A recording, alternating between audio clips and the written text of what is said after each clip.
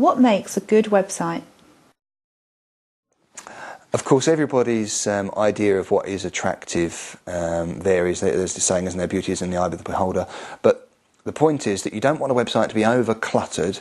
When a website is first looked at, it needs to be clearly defined, clearly laid out. You don't want the eye to be wandering all over the place, not knowing what to read or where to find the information that they're looking for. So you need a clean, clear, easy to follow design. That's very important.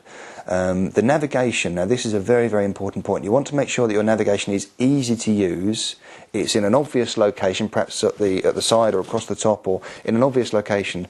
And then when you go to the next page, the navigation hasn't jumped to somewhere else. They haven't got to go and look for it. It's important that they feel comfortable with knowing how to find their way around your website, and it's easy to use.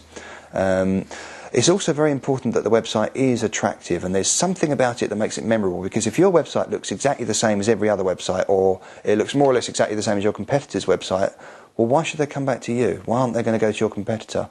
What makes your website stick in their mind? So this is very important.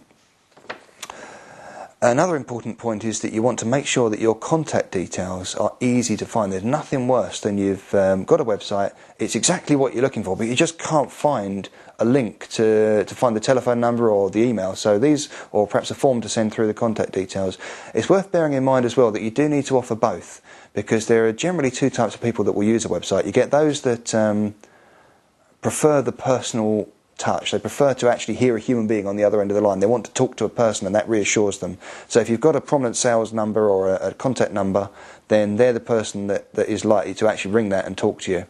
On the other hand, if you do get the kind of people that just they don't want the hassle of talking to someone, they just prefer to fill in a form or send an email and wait for the reply that way. And so if you offer both, well, then you're going to obviously capture all of the inquiries that you could, whereas if you don't offer one or the other, you could potentially be losing a lot of sales.